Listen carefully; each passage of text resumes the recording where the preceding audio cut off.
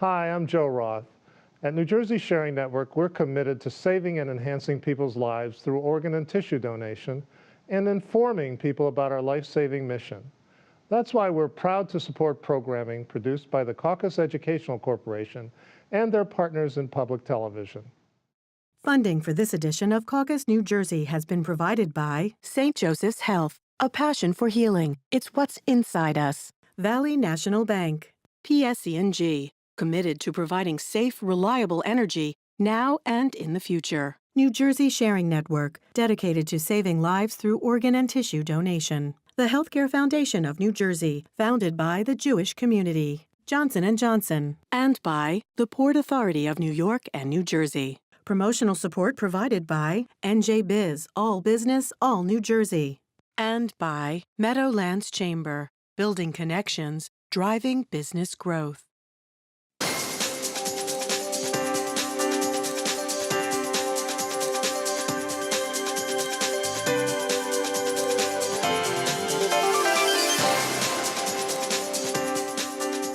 Welcome, folks. I'm Steve Adubato. More importantly, we want to welcome, once again, Dr. Joel Bloom, president of New Jersey Institute of Technology, who also happens to be the chair of New Jersey President's Council, which is?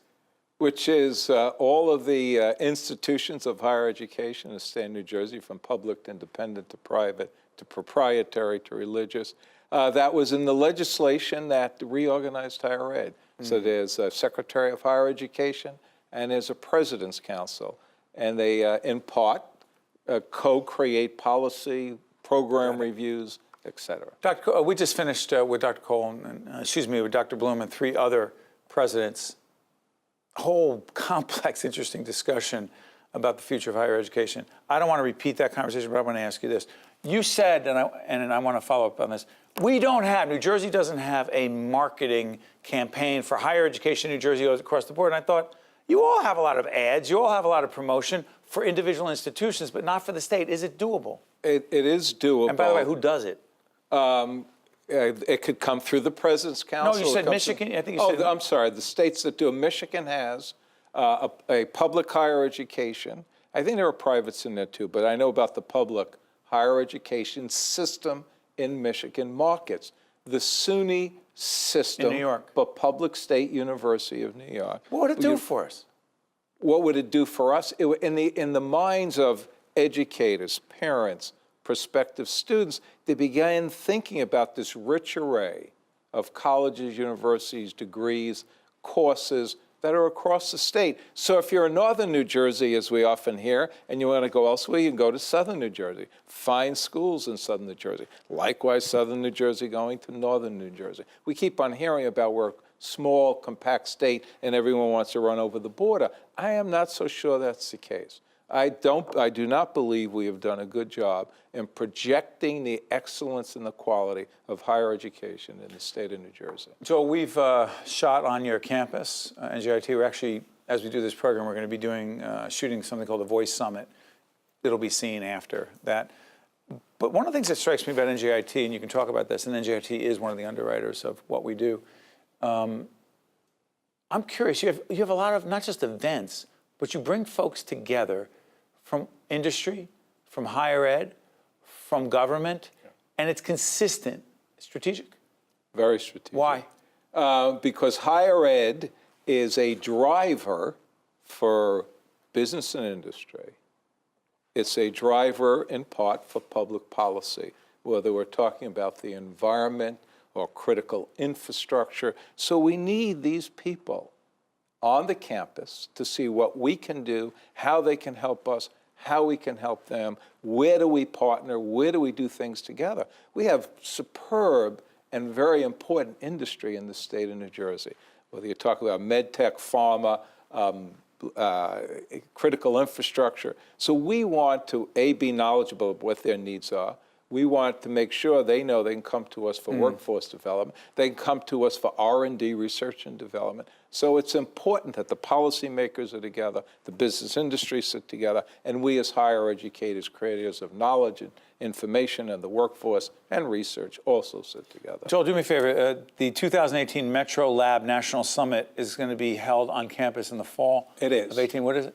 So that's a program that started in the prior federal administration, and it said academic institutions should be partnering with, particularly in urban municipalities, to improve the quality of life. So we've partnered with Newark.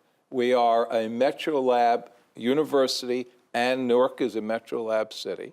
There are 30 of them around the country. What does that even mean, a MetroLab? So MetroLabs, for example, concretely, right? We're working in the city of Newark to create a smart city for the city of Newark, using technology to do everything from monitoring the quality of air to show you wayfinding. If you come into the city and you want to know what's at the Prudential Center, or you want to know what's at the PAC, or you want to know what's at NJIT as far as a public event to attend. So we're going to have 45 kiosks by the time we're done in the city of Newark.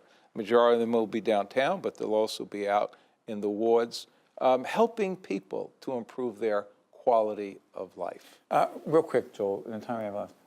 Very involved in economic development in the city. Because?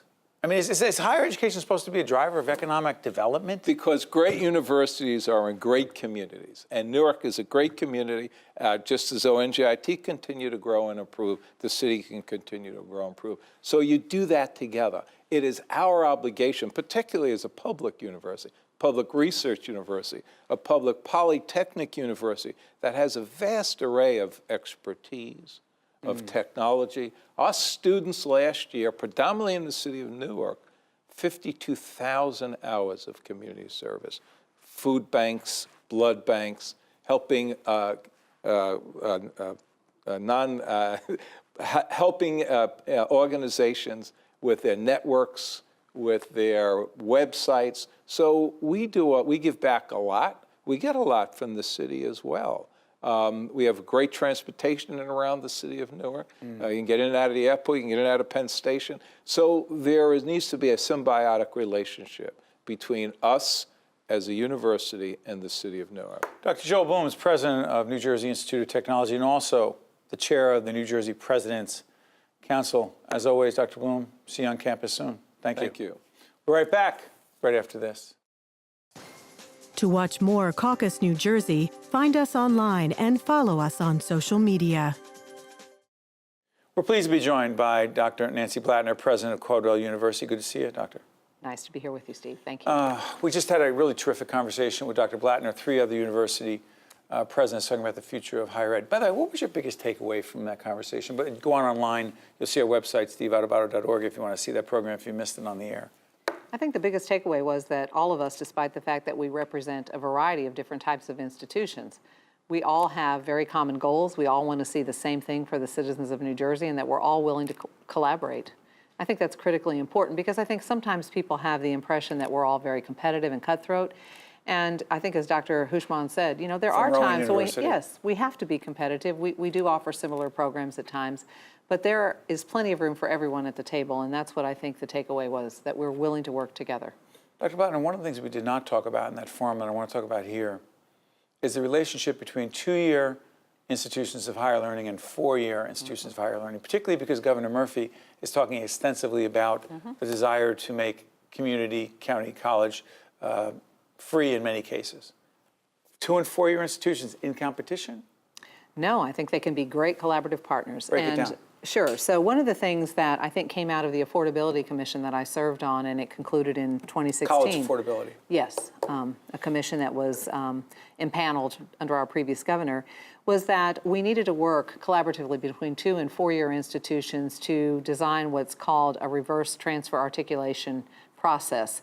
And the State Senate and Assembly signed a bill actually in July last year in 2017 that really asked that all institutions, 4-year institutions working in collaboration with the Secretary of Higher Education and the New Jersey President's Council would work toward entering into these agreements. So maybe I can just explain a little bit about what this is. So there are many students that will start their educational careers at a 2-year institution, and for whatever reason, could be change of location, it could be a whole host of things, they leave the two-year institution, they go on to a four-year institution, but they don't complete the associate degree. They don't have enough credits. And so ultimately what happens is that student is somewhat lost. And so these reverse articulation agreements would allow such a student to come from a two-year institution to Caldwell or to anywhere else where there was an agreement in place, and to complete the hours that were lacking. 66 is what's stipulated in the legislation that was signed, so that the student then would transfer those credits from Caldwell back to the two-year institution, let's say Middlesex or Union, right. And the student then would be awarded the associate degree from the county college or from the community college. How does that help the student? Well, it helps everybody. So it helps the student because, first of all, the student now has the beginning of the stackable credential. The student has stackable credential. Right. So the student has the first piece after high school, an associate's degree. And we talked in the previous segment about the fact that college graduates outperform in many different ways, both in life satisfaction, in earning. They have less unemployment. That's true also for people who have an associate degree. The two-year degree. Yes, as compared to their high school counterparts. So for that person, even if he or she never goes on and finishes the four-year degree from Caldwell or another four-year institution, the student is still benefited because he or she has that first layer, the associate degree. It's great for the two-year college because the two-year college now can count that student as a graduate, because if the student leaves there and doesn't have the associate's degree, that student is just lost. And we're at a time when the public is so scrutinizing higher education. We also talked about that. That's right. What's in the value? Forum, the college Yes. president's forum. What's the value? Why should anyone go to college? Well, in part, if we can produce more graduates, if we can show that we have higher percentages of graduates, and many two-year students go on to a four-year institution without completing an associate degree, and they graduate from a four-year institution, but they're not allowed to count for the two-year graduation rate. What do you mean they're not allowed to? No. So a student, for example, who begins a career in one institution and transfers, whether it's between four-year or between a two and a four-year, doesn't count as a graduate for either institution, for any institution, because that's the way our national counting system works. No, I didn't say I didn't say what is it. I said what's the logic behind it. I couldn't explain that because it seems completely illogical to me. Can the government explain it? I don't think so. And I think that reverse transfer articulation is one way to address this, because it's good for the community college because now they have a graduate, the student has a credential, and it's great for the four-year institution because now we have a student who might choose to go to our institution because there's an alignment between the two institutions. And by the way, there's some savings involved here. There are, and part of... Excuse me, is it because the community colleges are less expensive?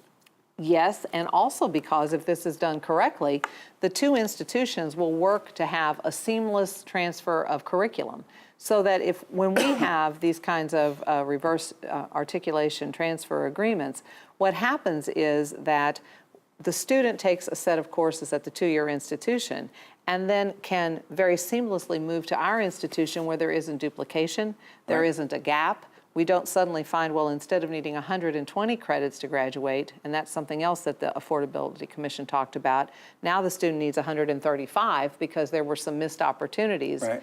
The curriculum is laid out seamlessly, and the student knows what to do from beginning to finish. You know what? It's interesting. I thought I understood the 2- and 4-year institution of higher learning connection, but it was, what's it called again? The Reverse Transfer Articulation Agreement. Dr. Nancy Blattner, President of Caldwell University, I want to thank you for joining us. Thank you for having me, Steve. Well done. Be right back right after this. To watch more Caucus New Jersey, find us online and follow us on social media. We're pleased to be joined by our good friend, Dr. Ali Houshmand, President, Rowan University, based in southern New Jersey. The town is? Glassboro. Ali, we've had so many great conversations about higher ed. You were just with a group of university presidents in this studio talking about the future of higher ed. One thing we didn't get to talk about is investment, big investment. You were telling me, and I've read about this in many publications, there are 3 areas of investment at Rowan. Break it down. One is in curriculum. Curriculum. What we are saying is, Steve, higher education needs to always be ahead of the industry to train the workforce of the future for the industry that are going to be created in the future. Many of us do not know. Who would have predicted 10 years ago Uber, as a new industry. Similar kind of industries are going to come. And we need to be prepared to train that workforce. Therefore, we figured that given that many of the jobs that we are used to today will not exist in 10, 15 years from now, what should be replacing them? So I figured that we need to invest in that area. So we put $3 million, $1 million per year for the next 3 years, right. Provided that to our faculty and say, go at it, go and invite experts, go and visit other institutions, have conferences and go to conferences, learn what are the new and innovative curriculum that you need to create and replace the existing degrees with those so that we can train the future of America. But you're also making an investment, by the way. I have, in fact, taught in the past at Rowan. It's been a wonderful experience for me. And you also are, Rowan's a supporter of what we're doing here at the Caucus Educational Corporation. Sure. But one of the areas that I also want to talk about is hiring new faculty as a point here. Yes. Why are you hiring 100 new faculty members, and in what areas? Well, first of all, our university has grown very, very fast. Since 2010, we had roughly 10,000 students. This September, we will be over 19,000 students. 19,000. 19,000. Therefore, we need to make sure that the cadre of our faculty that we have are sufficient for our students. Therefore, that's one area. Not only have we done that, but this year alone, this September, we will bring 142 new faculty to Rowan University. What areas? 40 in every area. Every area. Every area. Medicine, engineering, sciences, business, humanities. Largely research-based, because I know you're the seventh fastest growing research university in the country. Are these research-based? Well, yes, of course. Every faculty, 10-year track faculty, of the 144, 44 of them are research-based faculty, 98 of them are instructors. We have now created a new position where we bring professors whose job is to teach. And they are on a 3-year contract rotating. If they perform well, they will continue being employed. And then we hire tenure track faculty who are research focused, who can do discovery, who can create new technologies and new jobs and new startups, all of those things that are part of our portfolio as an education. You know, you and I have had this conversation before, Dr. Houshmand, about being entrepreneurial. Is it absolute requirement as a college or university president to be tremendously entrepreneurial as a business person? I don't, look, we are a $550 million institution. People come in, there are 4,000 people who get paychecks. They go and pay their mortgages. There are 19,000 students who pay their tuition to get their education. If that is not business, I don't know what it is. We are a business. We are in the business of educating the future of this country. Some of your colleagues are uncomfortable calling a college or university a business. You're not. No, we are not in the business of making money. We are in the business of making the future of this country, training them. And we need to use business principle to make sure that what we do is efficient. We can save millions of dollars through low-hanging fruit if we do things better. What do you mean low-hanging fruit? There are areas in which we really are not good at. For example, there are institutions who are engaged in certain activities that give you housing, student housing. We build our own student housing, and when we manage it, it's actually the least efficient. It creates the least amount of profit. Where we go and partner with others, and they build it on their money, and we use them, the profit is maximum. So at the end of the day, the dorm is created and is being provided to the students. One of them is much more efficient than the other. Why do I want to do an inefficient one when I can do the efficient? How much time do you spend, excuse me, thinking about partnerships, relationships? All the time, every minute, because I believe that the future of higher education has to be in partnership with industries, because what we produce, they use. We need to work together. We need to work together from the very beginning. By the way, when you mentioned research before, is that part of the $50 million in research? No, there's a $50 million additional we are going to invest over the next 10 years in the area of life sciences. Our engineers and our scientists and our medical faculty are going to get together and work on new devices and new methods of treating patients and using the latest and the modern areas of technology. For example, you yourself went to our tech park and looked at the orthopedists who were looking at joints.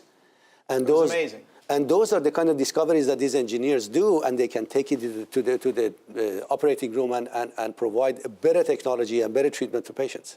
Before I let you go, as a leader, I've asked you before about the greatest leadership lesson you've learned. The greatest leadership challenge you face is? My greatest challenge is the safety of 19,000 students.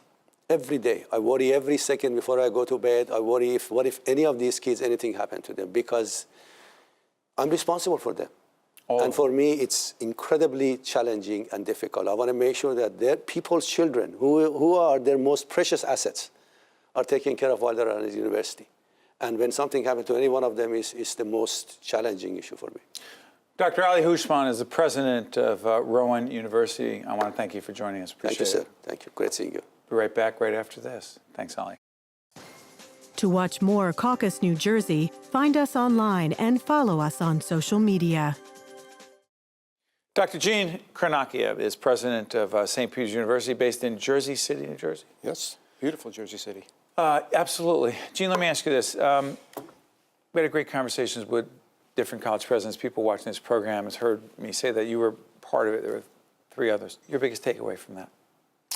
My biggest takeaway is, first, we're optimistic about the future of higher ed. Clearly, with all its challenges. Yes, but I think we all recognize our special role in society, preparing the future leaders and the future workforce of America. And to do that well, we have to work together, and we also need state support. Even though there's some degree of competition? Yeah. Healthy? Yeah. It's healthy. Good. It is. Talk about this, the national award. The American Council on Education, what award are we talking about? The Institutional Transformation Award. What is that? The American Council of Education Fidelity Investments gives an award each year to 2 institutions, one under 5,000, one over. We got in the category of under 5,000 for an institution that has addressed the challenges in higher education in creative and innovative ways over the last 5 years. So for St. Peter's, it meant we came out of the recession. We kind of took the bull by the horns. We put in place a lot of programs that would allow us to grow and expand and prosper. So for example, our enrollment grew 20% over the last 5 years. That was a function of some new ways of marketing the institution. We also invested money in career placement services to a degree that we had never done before, better linking us to industry so that we could have great placement rates. 91% of our graduates last year got jobs or were in graduate school.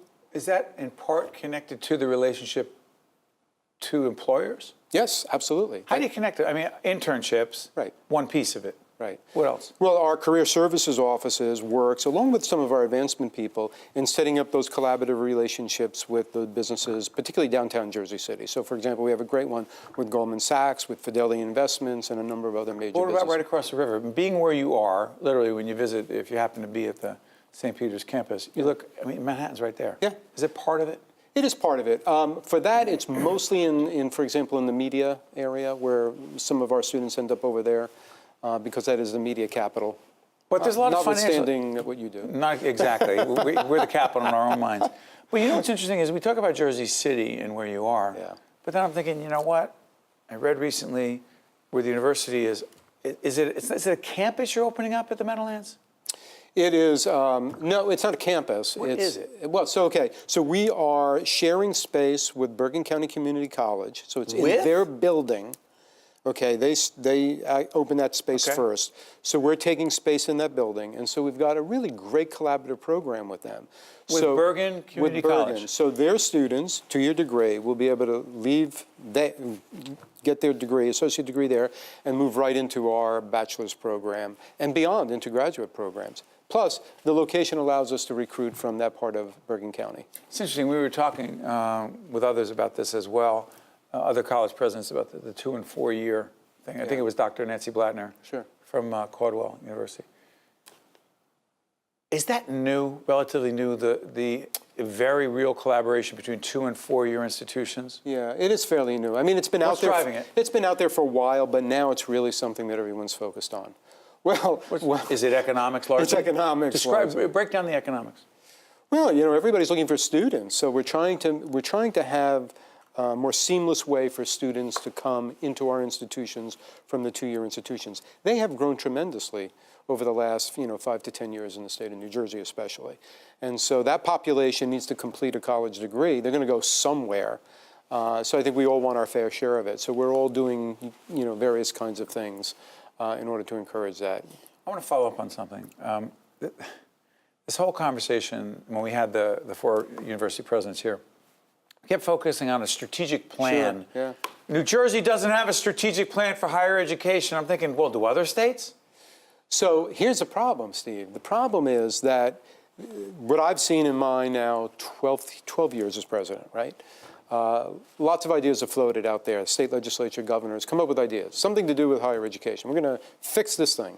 We're going to do that. All these different things happen. There's no coordination, there's no focus. Sometimes this conflicts with that, or doesn't even advance long-range interests of the state and the workforce.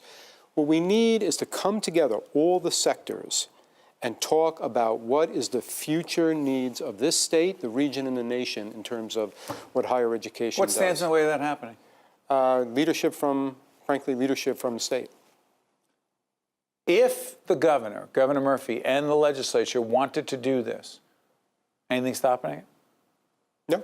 Is it legislation that would be required? No? What do you mean? I mean, we have a Secretary of Higher Education, right? Right, we sure do. We sure do. And so we all have high hopes that going forward, once the Murphy administration gets their sea legs, they will put some effort and attention into beginning the process of planning.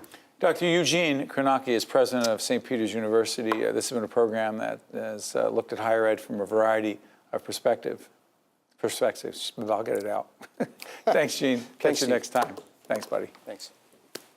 The preceding program has been a production of the Caucus Educational Corporation, celebrating over 25 years of broadcast excellence. Funding for this edition of Caucus New Jersey has been provided by St. Joseph's Health, Valley National Bank, PSC&G, New Jersey Sharing Network, the Healthcare Foundation of New Jersey, Johnson & Johnson, and by the Port Authority of New York and New Jersey. Transportation provided by Airbrook Limousine, serving the metropolitan New York, New Jersey area. Caucus New Jersey has been produced in partnership with TriStar Studios. In the fabric of America, they are the toughest threads. One of the first things they learned was the code that every service member lives by: leave no one behind. Now all of us need to live by it too, because some veterans are being left behind. 20 of them take their own lives every day. Learn how to be there for a veteran at BeThereForVeterans.com. Honor the code. Be there. Leave no one behind.